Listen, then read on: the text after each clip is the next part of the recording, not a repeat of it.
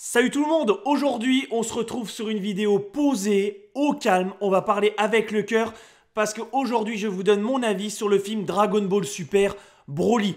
Et on va répondre à cette ultime question, est-ce que c'est le meilleur film Dragon Ball ?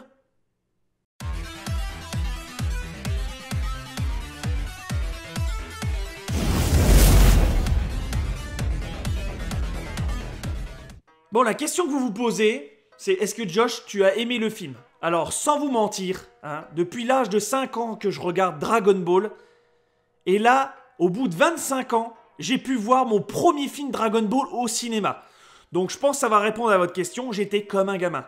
Franchement, j'étais un gamin de 5 ans qui regardait son premier Dragon Ball, qui disait waouh, qui prenait des patates à chaque coup donné. J'étais comme un fou, je tenais mes potes, j'étais comme ça, waouh, c'est un truc de fou. J'étais ouf, je te jure, je trouve même pas mes mots parce que même là, juste d'y repenser, ça me refout des frissons parce que c'était ouf. Le mec l'a rangé devant moi là, il devait me haïr parce que au moins pendant tout le film, je faisais des réflexions, je disais waouh, c'est un truc de dingue, je m'exclamais, mais l'autre il devait dire mais putain, il va pas fermer sa gueule derrière. Je te jure, hein. Oh, il a dû me haïr au moins 20 ou 30 fois pendant le film, hein. Même à la fin, je pense qu'il voulait me tuer. Donc, ce que j'ai apprécié pendant le film, c'est comment a été pas revu, on va dire, mais comment a été vu par Akira Toriyama le destin de la planète Vegeta. J'ai vraiment apprécié parce que on a vu une autre façon que nous, on avait vu à l'époque. Bon, les puristes vont rester sur cette version, que moi, je suis plutôt sur cette version du film. J'ai adoré parce que, voilà, on voit plutôt la relation familiale Bardock, voilà, Bardock, Guile, Goku, un peu Raditz aussi quand ils en parlent et tout ça. Aussi, comment s'est passé le début du règne de Freezer avec le roi Cold qui a décidé de prendre sa retraite et comment ça s'est passé avec la planète Vegeta. L'histoire aussi de Broly, comment elle a été vue.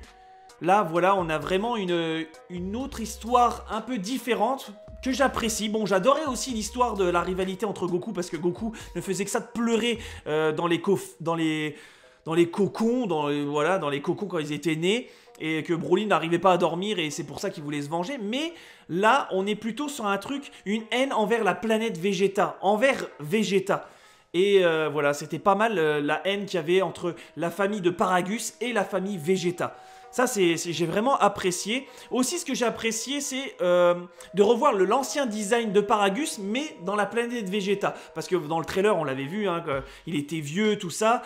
Il y avait des personnes qui n'avaient pas trop apprécié le nouveau design de Paragus. Et là, on voit que bah voilà, Paragus a vieilli, mais a gardé quand même le design qu'on avait de celui de 94. Et ça, c'était stylé dans la planète Vegeta. Bon, Broly, sans vous mentir, son design a complètement changé. Ce n'est plus du tout le même. Bon, voilà, un peu simplé quand il est en forme normale, mais c'est complètement différent. Et là, l'histoire qui l'entraîne à devenir ce qu'il est maintenant est mieux travaillée. Voilà, on s'attache au personnage, on comprend ce qui lui est arrivé, et ça, c'est vraiment top. Et même aussi la fin de la destruction de la planète Vegeta, là, Bardock, il m'a envoyé du rêve. Là, Bardock, il se souciait, c'était un Saiyan qui se souciait de sa famille. Il a tout fait pour que Goku puisse fuir la planète, et ça, j'ai vraiment apprécié. Et aussi, l'ultime question c'était est-ce que on va voir la scène de Bardock qui affronte tout seul Freezer? On avait tous peur que cette scène soit supprimée, et non. Bon, on a vu pendant une fraction de seconde, mais voilà, Bardock restera toujours le premier Saiyan à s'être confronté contre Freezer. Et ça c'est quelque chose d'épique qu'il fallait garder, et ils l'ont gardé. Bon, c'était, comme j'ai dit, une fraction de seconde, mais quand même. Et après, bah, après tout ça, la version histoire, scénario et, on va dire, évolution de Broly, nous avons la partie patate de forain. Alors là, la partie animation du combat, franchement, j'ai kiffé. Il y a plein de monde qui ont trouvé ça trop long. Moi, j'ai trouvé ça super correct. Même, j'ai trouvé ça rapide parce que c'était tellement ouf que c'était rapide. Waouh, les combats, ils sont ouf. Vegeta contre Broly, j'étais comme un gosse. C'était carrément ouf, l'animation, le combat. Et Goku versus Broly, alors là, j'étais ouf. Parce que là, on a eu vraiment quelque chose de fluide. Là, c'était vraiment un combat limite. Vraiment basé sur les arts martiaux. Là, on avait vu, on voyait des techniques de Goku pour le faire valser et tout ça, des techniques de coups de poing qui étaient différentes. La nouvelle technique quand il est en mode God, en Super Saiyan God, je veux dire. Et franchement, c'était dingue.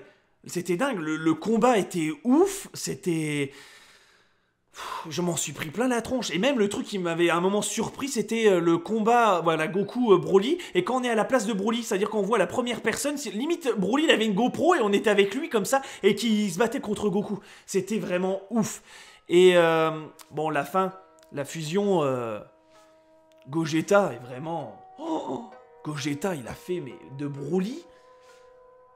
En fait, Broly, ça a été Yamcha. En fait, dès que Gogeta est arrivé, Broly, c'était Yamcha. C'était, voilà, c'était Yamcha. Broly, il a rien fait, quoi. Hein. Il a plus subi que donné, en fait. Hein.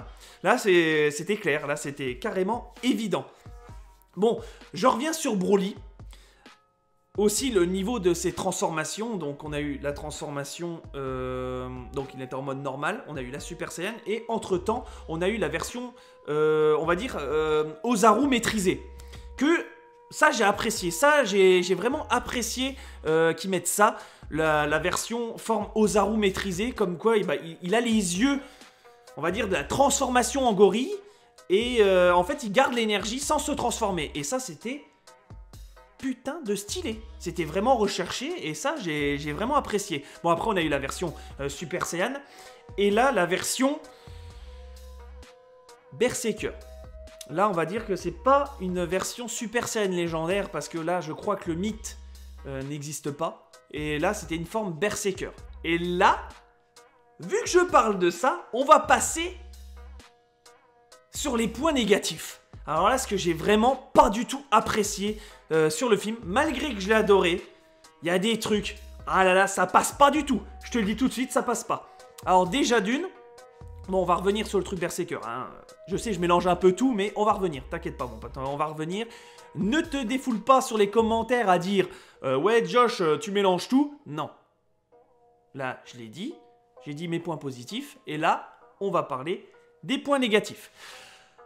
Alors, première question que j'ai à poser à Akira Toriyama et à la Toei. Gohan. Vous nous l'avez mis où, Gohan? Parce que si je me souviens bien, Gohan, dans tous les films Dragon Ball...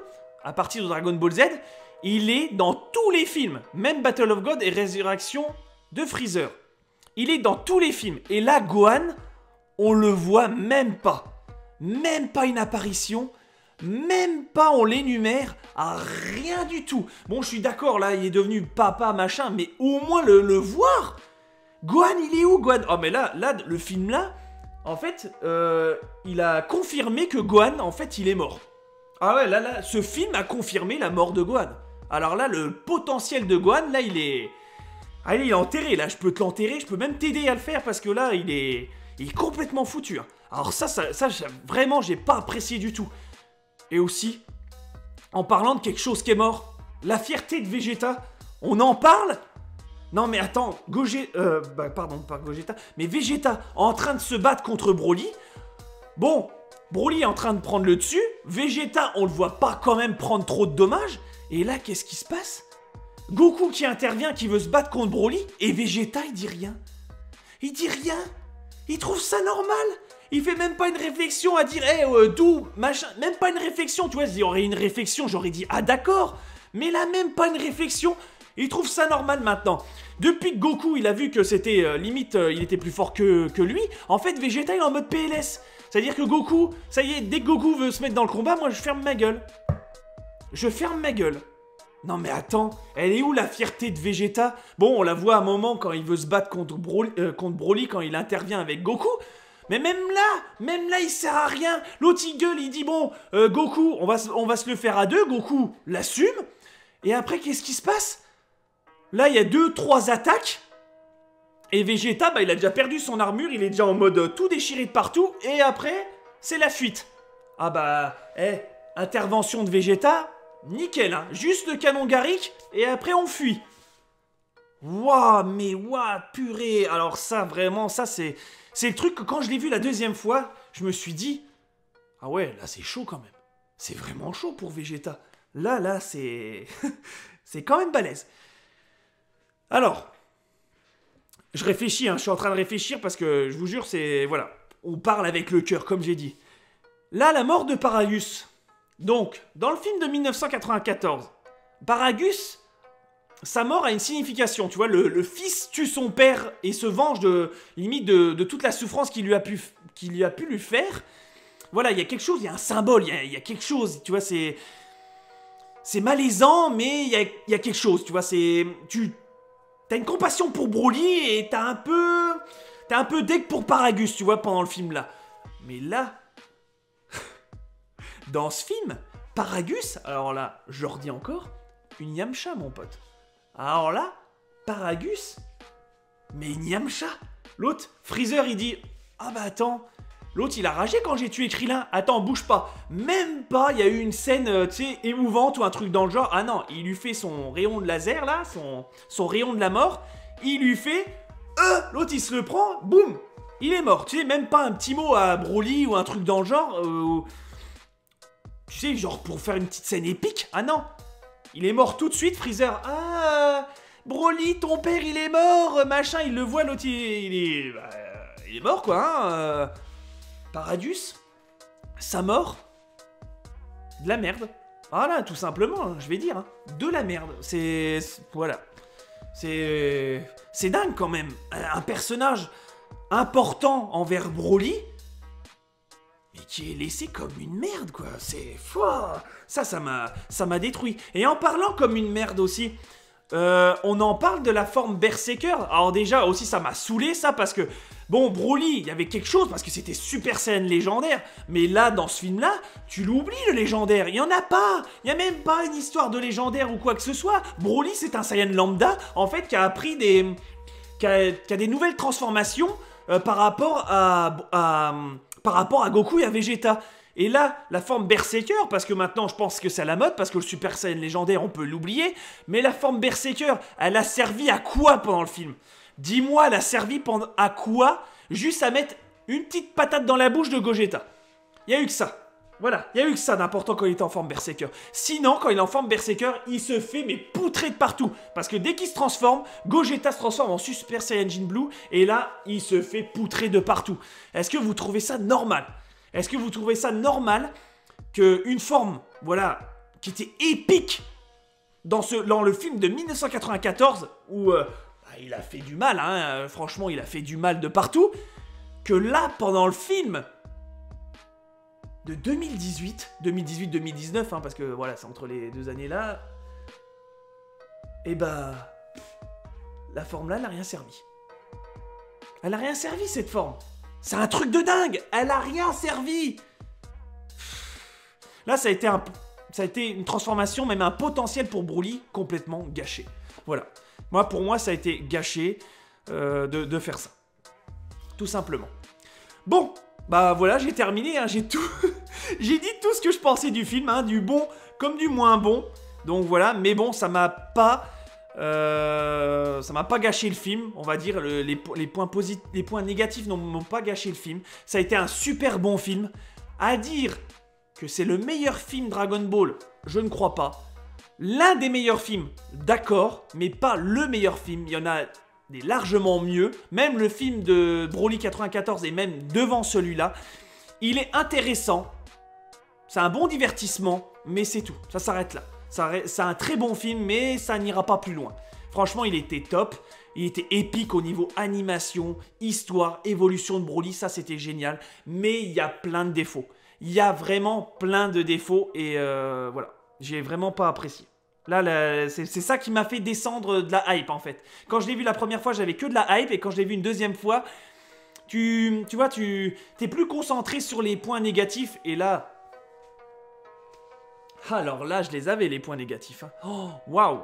Je me suis dit, purée, mais il manque ça, ça va pas, ça va pas. Enfin, pour moi, parce que, voilà, je suis pas la voix de Dieu. Hein, chacun a son propre opinion, pardon.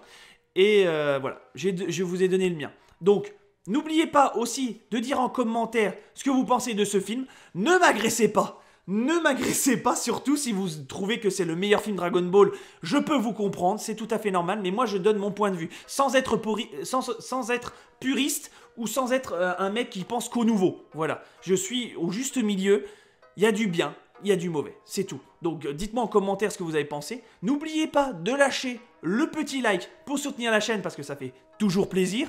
Et moi je vous dis à la prochaine.